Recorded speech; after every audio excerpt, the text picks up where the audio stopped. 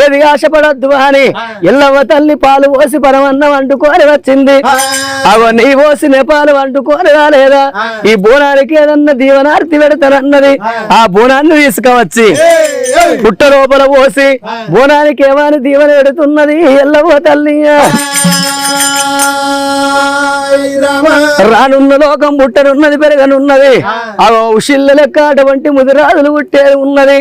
ఐటికి తొలుసూరు పంట ఇది ఉసిల్ల పంట ఈ పుట్టన్న అన్నది ఎల్లవ్వ తల్లిగా.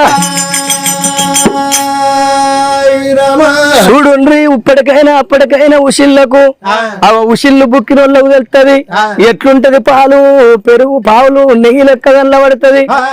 వెనకటి పెద్ద మనుషులు ఉషిళ్ళు బుక్కేది గాని ఇప్పటోళ్ళు బుక్కు అంటే బుక్కుతారు షీపాడుగాను రోత పురుగులు అంటాండ్రు.